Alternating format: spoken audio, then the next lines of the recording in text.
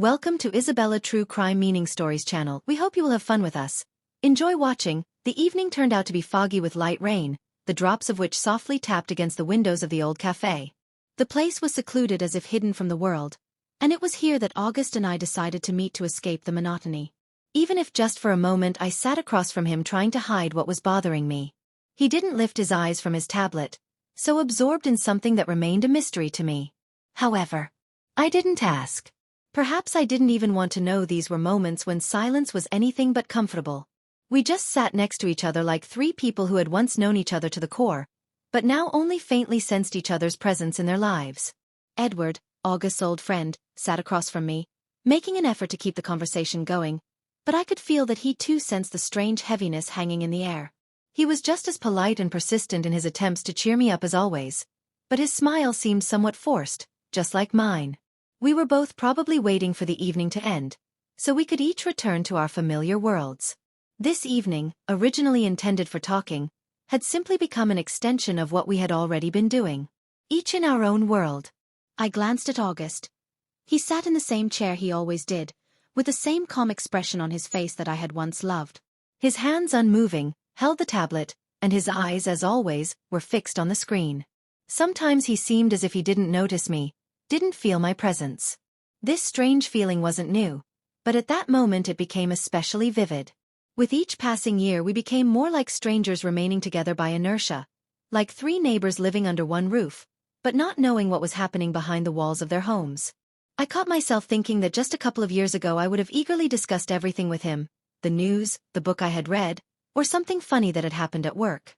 But now, nothing came to mind. I tried to smile at Edward, keeping the conversation going, but inside something dark and impenetrable was churning. It was too easy that night to feel alone.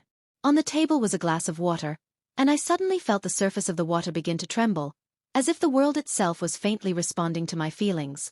Edward was saying something, but I couldn't focus on his words. Somewhere in the distance, as if from another reality, I heard his voice, which seemed foreign to me, despite its familiarity. We continued talking, but I was no longer sure that this was a real conversation. Everything around us seemed to be veiled in fog, and despite all my efforts, I couldn't dispel this feeling.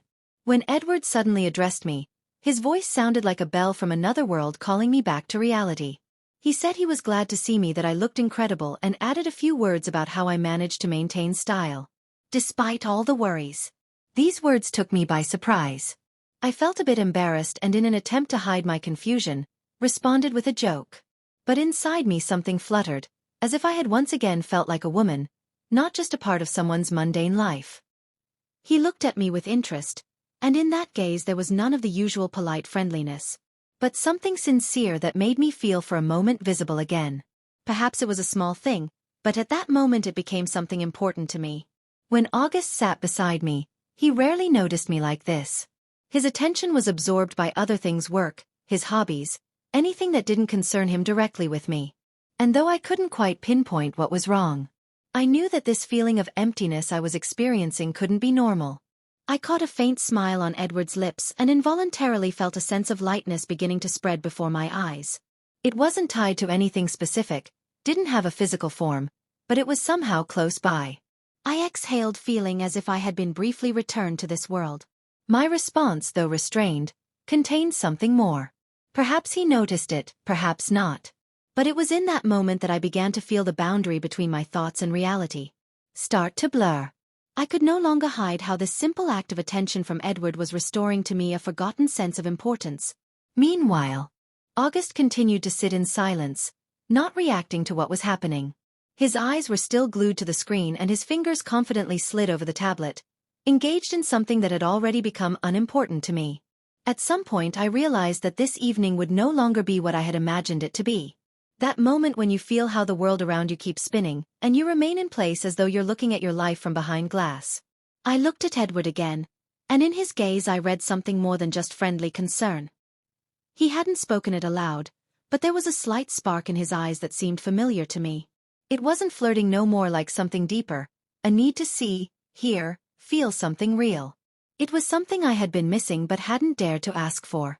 And now when he spoke again about how I managed to keep balance in my life, I felt an unknown gratitude wash over me for the attention I might not have deserved, but which had so unexpectedly, so delicately entered my life. I tried not to think about what had happened before the empty conversations with August, how he didn't look at me as if I were an insignificant detail in his life, but something in Edward's words made me pause. Maybe I am truly deserving of something. Maybe I deserve more than to be the one who quietly sits in the corner waiting for the attention to return to me. When August finally tore himself away from his tablet and stood up to take a call, I felt a sense of relief. After all, this evening had been too tense and his absence for a while gave me a chance to breathe. But with August's departure came emptiness. It wasn't just silence. It was the moment I realized how alone I was among people. Edward sat across from me. His attempts at conversation now seemed forced. He tried to keep the conversation going, but it was clear he understood that the exchange had become unnatural. I felt his words slipping past me, not lingering. We continued talking about small things, about what was going on in his life, about mine, but it all felt like some kind of performance where I couldn't play my part. It was as if I didn't know who I was anymore, and more than that, I didn't know what to do with the sudden light anxiety that had settled in my C********T. Edward looked at me in a special way, almost reproachfully when he noticed I was silent, my gaze somewhere distant rather than with him. I couldn't hide what was bothering me, and it seemed he felt it too. You deserve more attention than just being the person at the table when everyone else is busy with their own things, he said with a hint of sadness in his voice. I didn't know how to react to those words. They weren't an accusation, but I felt their weight. For some reason they struck me deeply. I smiled and said something vague, trying to avoid a direct response, but his words wouldn't leave me. They kept echoing in my head, making me wonder if I truly deserved more than just existing beside someone who hadn't seen me in a long time. My gaze drifted again toward August. He was engaged in his phone conversation, and without even trying to listen to his words. I understood that at this moment he wouldn't notice me in his world. I was no longer the center. I had become something on the periphery, something not needed for now, but not in the way either. It was painful. And then this moment when I sat in the cafe with Edward and August was somewhere in the distance became the turning point. He had gone back to his work, leaving me with this strange feeling, as though something irrevocably was falling apart and I didn't know what to do with it. What was I supposed to feel? Perhaps it was just fatigue, or maybe a forewarning that something had cracked between us, but I couldn't call it betrayal. No, it was just silence which had become our main companion. Edward looked at me again as if trying to understand what was going on. Inside I tried to regain control, smiling, but behind that smile there was a void. I couldn't hide. Edward's words kept haunting me, but they didn't bring relief. In fact, they deepened the uncertainty. When we stood up to leave, I felt a slight chill pass over my skin. I knew that this evening would leave behind not only memories but also questions to which I couldn't find the answers. When we returned home, the same inexpressible discomfort hung in the air just like it had in the cafe. August once again immersed himself in his tablet, and all I could hear was the quiet rustle of his fingers across the screen and the occasional fragmented phrases he uttered into the phone. I tried not to think about what I was feeling, but every movement he made, every remark seemed to strengthen the invisible barrier between us. I sat in the corner, feeling more and more distant from his world. My attempts to start a conversation asking how his day had been or talking about something light met with walls of silence or half-finished sentences. I could feel my anxiety growing as if in our home someone was always leaving something unsaid. I tried to focus on the book in my hands, but my thoughts kept drifting back to the conversation with Edward, to the words he had said and how they had made me see myself differently. Suddenly, just as I was about to go into another room, I received a message from Edward. His words were simple, but there was something in them that made my heart freeze. It was great to see you again. You look even better than I remember. These lines, written without any ulterior motive, struck me like an electric shock. I nervously read them again, trying to understand what it was in them that made me feel not like I had been before this evening. My heart clenched. I couldn't explain why these words, empty without intention, without any further actions, had caused such a reaction, but they stirred something within me that I hadn't noticed in a long time. I didn't know how to respond. What do you say to someone who suddenly reminds you that you can still be seen alive? Real. I wrote a brief reply saying I was glad to have seen him too, but the strange sense of unease wouldn't leave me. My gaze dropped back to the phone screen, but instead of feeling relief, I realized I couldn't go back. I couldn't stop thinking about how these words had awakened a wound in my consciousness that I hadn't fully realized. Was there? 1.0s. August noticed that I was silent. He looked up and asked what was wrong, but I just shrugged and said everything was fine. I returned to my phone, trying not to think about what I had felt. I didn't know what to do with this moment, didn't know what to do with it at all. At that moment it felt as though I was standing on the threshold of something that might change everything in my life, but I wasn't ready to face it. I wasn't ready to admit that something had changed, even though it was already so obvious. The next day when August left for work, leaving me alone in the apartment, I felt a strange silence filling the space. It wasn't the cozy kind of silence that brings peace, but a heavy one, as if something hidden lurked within it, something that should have been uncovered long ago. I sat on the couch trying to focus on something productive, but my thoughts kept drifting away. I kept returning to Edward's messages and the things he had said, even if he hadn't meant anything special. Those words, like sparks, ignited something long forgotten in my soul. At that moment I heard the doorbell. I stood up a little surprised since I wasn't expecting anyone. Standing on the doorstep was Edward. His face didn't reveal anything unusual, but I felt my heart tighten. He said he just wanted to stop by, have a coffee and chat. I hesitated for a moment, but then, not knowing how else to spend the day, I invited him in. We sat in the kitchen talking about work, about ordinary things, about what had changed over the years. Everything seemed like it always had, his kind face, his warm smile, the jokes he always told with a special touch. But with every word I felt stranger. It seemed as though he was searching for something more in these conversations, something I couldn't grasp, but something I nonetheless felt. Then suddenly the conversation shifted to something more personal. Edward spoke about his past relationships, the pain he had gone through, and how often people tried to convince him to let go of the past. He spoke calmly, without emotion, but every word, every memory, was soaked with bitterness that seemed to resonate with me. I couldn't understand why his words affected me so much. Maybe because they made me question what was keeping me in my marriage. Maybe because his pain somehow touched my own hidden pain, the one I had been trying to ignore for so long. He talked about regrets, about not always being honest with himself and others, about how life doesn't always unfold as you expect, and how you have to be able to let go in order to move forward. I listened to him and all I could feel was that I too had reached this point where something was wrong. I didn't know what it was, but there was a feeling that I could no longer return to my old life. My hand involuntarily clenched into a fist and I felt something stir inside me. We kept talking, but I couldn't listen the way I once had. Every look he gave, every word he spoke became more and more meaningful, as though they were opening up something long forgotten within me. When he left I was alone in the apartment and that loneliness felt alien. I could no longer ignore the thoughts that had been accumulating in my mind.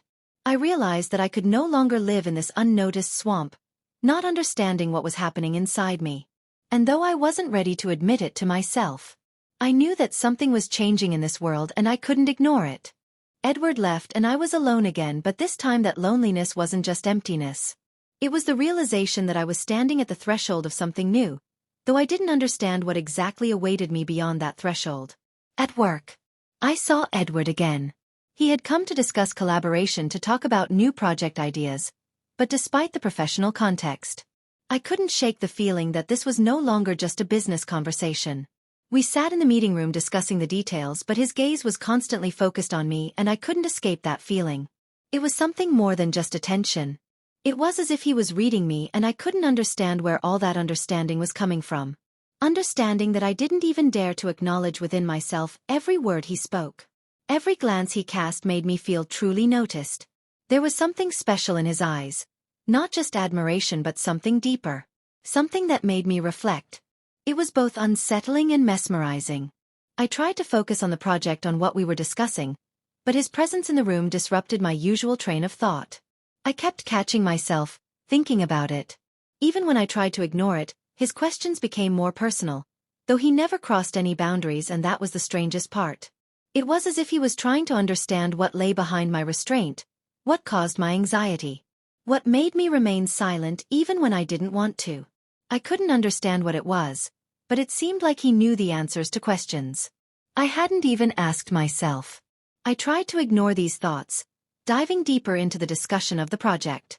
But I still felt his attention focused on me and it was impossible to overlook. I tried not to think about what was happening in my life, about how everything was changing, But his presence at that moment became the link I could no longer ignore. He wasn't judging me, he wasn't pressuring me. But it was clear he wasn't just interested in my ideas. It was as if he was trying to catch something in me. Sometimes his words felt too direct, too precisely aimed at the place I was afraid to see.